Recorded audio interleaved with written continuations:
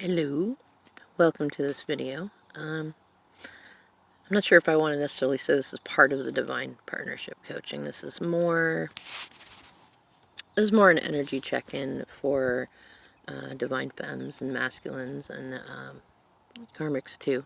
And because I keep feeling called to do more, not like a huge amount, but something more. Part of me wants to do some tarot readings. I think I might start doing those as check-ins. And actually, because what I'm seeing, I've been noticing some interesting changes, and I've been trying to mark them, make videos about them in the Divine Partnership Coaching series, because I know that they're going to be repeatable cycles for folks that are going through these transformations, and especially right now, and they will play out in individual ways. That's why I try to keep them open and to interpretation rather than necessarily like supplanting them with all of my own experiences. But what I'm definitely noticing is that, well, for a while now, a lot of Empresses have been, Divine Feminines have actually been going through this, like, Freaky Friday switch to where we've been in Emperor energy. And there's even been a lot of the readings that other readers will do that I follow along with. And I kind of try to check in with all of them. And I've noticed that they'll say that they're from the DM, but then the DM position fits me. Or it fits somebody else that I'm talking to that is typically an Empress, a Divine Feminine. And there are plenty of women who are Divine Masculines, or will be Divine Masculines, and if you're like me, you've actually been, you've been in the feminine karmic role, or the masculine karmic role for most of your life, and now you are becoming the Divine Feminine. And there's plenty of men who are doing a similar journey to where they have been in more of a feminine karmic position, usually from growing up around women who have been raised with toxic femininity, or who have been misandrists and really built up in the Divine Masculines the idea that men were bad or masculinity was bad, and so like they fit into a feminine role throughout most of relationships. You might have noticed that if you've already met your divine partner, that maybe if you were the woman, maybe you're the pants wearer, even though you wanted to be the skirt wearer, for lack of a better way to put it, and maybe your guy was much more in feminine roles. And so just like with us, like he's learning the actual, like, Divine Masculines. What I'm noticing is they are learning the Empress role, just as we Divine Feminines are learning the Emperor role. And a lot of us probably thought we already had that down, but we didn't. We really didn't. We had it from sort of it was a trauma-based perspective. And now we're really, really learning how the other half lives, not just, well, I mean, it's sets of karmic lessons, and it's also, like, energetically, there's a very big difference between how we think somebody has it and it really being immersed in the experience of how they've had it. And it's important for divine partnerships that you really, really, really understand your partner, like on a level that you can really only have if you have this Freaky Friday switch. And so I've noticed a fair amount of the readings that have been switched to that. So make sure, regardless of whether you think that you're Divine Femme or Divine Masculine, really listen in, like, because there's a lot of times you can listen to readers who, like, they're picking up on the channels. They're not necessarily, like, there's different people. There's I want to say aces in their places. Like, the readers are there to pick up on the channeled energies that Spirit's coming through to them. And then there are some others who are not necessarily readers, but they are full channelers, and they are meant to give a lot more in-depth messages. I really, really like, there's the Divine Maverick, Mother of Twins. She's on YouTube. Check her out. She's more on the I want to say, the leading edge of the first group of divine partners that are really coming through, and fiery grace. And keep in mind, like, if you don't resonate with what they're saying, it's not that they're necessarily wrong. It might be more on my channel, and there might be somebody else who is on yours. But I've noticed that, like, difference between, like, readers who do the cards and just whatever messages come out, and then you'll have people who actually get more in depth about the when and the why and what's going on and things like that, and they're more guides in terms of what's actually happening. And I'm feeling like my role is kind of a newer one on that, is like providing steps for those coming after us, and then also kind of providing check-ins that aren't necessarily tarot based. Like, they're a mixture of what I'm feeling naturally in my own connection, what I'm seeing from my coaching clients and my friends, my soul tribe and stuff, and what I'm let's see if I can put this up here a little bit. And it's so weird, I don't usually do videos in the back, but I just felt like being in nature today while I was doing this video. And I mean, I think that it's valuable to embrace the absurd and really just say, you know what, I'm going to just share what I'm feeling in these energies. And if you resonate with it, great. If you don't, then check in with somebody else and see, what wavelength they're on. And remember, too, that even though these are videos, we do have energetic exchanges with each other. And so, try to find the readers and the guides and the coaches who they seem more in alignment with both the energy that the energy of your inner being, and just healthy relationships and spirituality in general. Because there are plenty of readers out there who, whether it's just their area in the journey, or whether they just like being theatrical or something. I like watching them sometimes too, but a lot of them can set you into a low vibration, not intentionally, but they can set you back on your journey. And I'm sensing that a fair amount of that has been happening, especially for any divine femmes and empresses who are kind of on a similar timeline to where I'm at, to where you can kind of already tell that you're feeling a need to not listen so much to readers, and not, to find other things to work on. It's part of the divine emperor and the divine masculine thing, is not worrying so much about the social stuff going on. But I think there's a higher purpose to it also. I think that the divine masculines are really waking up, like waking up. And I've really been valuing actually watching Fiery Grace's partner, Mr. Lightwork, does videos. He's been doing them for years. I've been going back and checking them out, and it kind of really documents, for at least for him, what it's been like, waking up into divine masculine role. And I think that is really where a lot of divine masculines are right now, is they're just waking up, and they're like, another reader had said that they're like Neo from the Matrix, like using their eyes for the first time, or really seeing things around them, and it's kind of freaky. It's cool, but it's freaky.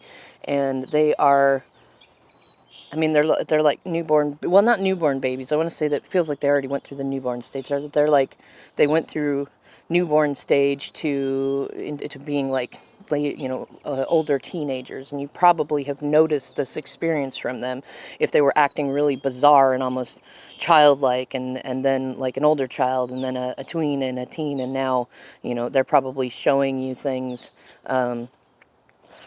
that really show a certain level of maturity that you might not have seen in them before. Or if it's somebody that you have not met your divine partner yet, then look at how you are feeling about things, because that is probably what they are also going through.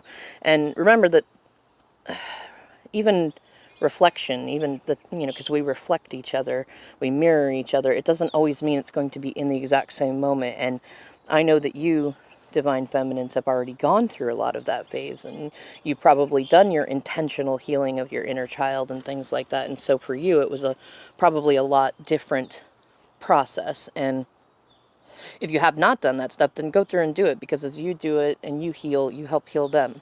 And if they're in that stage of like later teenage years, then think about, for you, what it is that you could heal within that space, like what it is that there's always something. We reflect each other enough, there's always something, and the more things you can work to heal within you without over focusing on them, they will mirror you. They will mirror you. They already are. If you're resonating with this check-in, they already are. Now what I'm sensing, because yesterday, according to several channelers, was the beginning, I mean, 4/4/2020, which is considered the 444 portal, was already, it was kind of the, I want to say the gate to the portals. And from 410 until I think at least 426 or 428, there's a whole bunch of spiritual Sabbaths and Esabiths and holidays and stuff that all come together. And the hypothesis, the theory, is that those are portals that many divine partnerships are going to come into union for and really start working on wider missions for, getting us back to real humanity and away from this like fakeness that we've been in for a very long time. And I'm really sensing that most of the divine masculines have been fighting learning the Empress path, and they're like, some of them woke up and took charge and have started already entering into the Emperor energy, standing their ground, creating stability, maturing, King of Cups kind of thing. But some of them fought it. And so then the Wheel of Fortune, the Destiny card happened, and meaning divine timing, and Spirit came in and said, no, this wasn't meant for you to stay in this situation, whether it's karmics or third parties or bad habits or addictions and things like that. And it created Tower moments and Death card moments and Phoenix moments. And so now divine masculines are very much in their emotions, because what a lot of them have not yet learned through their lifetime is how to just allow themselves to feel their feelings, grief, depression, anxiety, anger, all of it, to just feel it and recognize that, one, you're not going to melt, not completely, and two, that it heals you. Because a lot of men in society get told that feeling their feelings is a weakness, and they don't ever get to that point. Like, they numb things out, or they jump from person to person, or they try to get it through an external source. Likely they've tried to get it through you if this is a relationship that you're in separation from. And they're learning that. They're learning how to connect with Spirit. They're learning how to connect with you in Spirit. I know a lot of them are even starting to learn about the fifth dimension, and they might not call it that, but they're really learning to connect with you as a spirit, and they're seeing everything. They're seeing in everything that they do, you.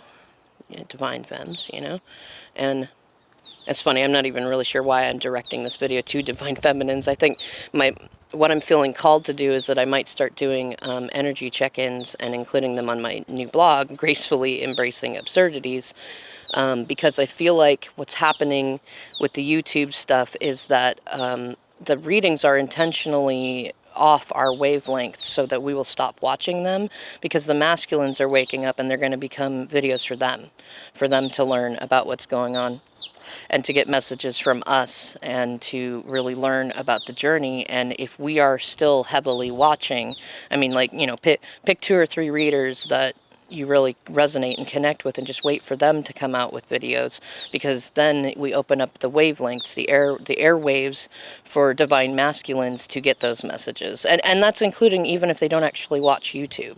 Like, it still opens up the airwaves, and we need to work on ourselves, like whatever sort of instabilities or traumas or insecurities that we may have. It's that little 3% left of worrying that if we focus on ourselves, will they still seek union with us, and things like that. Self-worth stuff. It's the first mission, is self-worth. You're almost there. So work on you. Let them be in their Empress energy, and don't, I'm trying to think of the best way to put it, don't try to make everything okay, but also don't be in a judgmental state. Just be, your light provides us so many different things for divine masculines, especially when they're grieving and learning their lessons. And you don't want it to be fake. Like, don't just stay all happy and peppy just because you don't want to like make them sad. Like, really be willing to go there. You are going to trigger each other, and that's part of this journey, is learning how to do it in a conscious way rather than an unconscious way. And right now you're learning that. So, be supportive, be there. Tell them you're there. Take the risk, if they're telling you things that are leading towards union, don't be afraid to, like, don't just jump into it. Like, don't let them come to you necessarily as a Knight of Cups. Let them get to their King of Cups stage, but let them know that you are there. And then work on you, whatever way that feels attuned, excuse me, for you. Just work on you. And, then just check in for readings, because I feel like what's needed is that with a lot of the role reversals and the videos coming in now being for divine masculines, that there is not necessarily need for, but it would be helpful for those of us, especially divine femmes, who have been watching the YouTube videos and who have been keeping track of the energies and the astrology stuff, to have somebody who recognizes the switch, so that we can have readings specifically for this switch time, this cocoon time, because right now what it feels like is happening is we're emerging from those, and we're really learning to sit in our Empress energy, to be the one who is courted and pursued, and the one who realizes, who leads things, who's nurturing and mothering, and doesn't worry about being taken advantage of, because we have good standards and good boundaries now. And while we do that, we provide a good example to our masculines who are learning those final lessons of the Empress state, to feel your feelings, to accept yourself for who you are, to have genuine self-worth, and to have faith. Anyways, guys, I'm going to leave it at this. I'm not even 100% sure that all of this made any sense, so please feel free to leave me any feedback. And I will see you in the next check-in and in the next Divine Partnership steps that I do.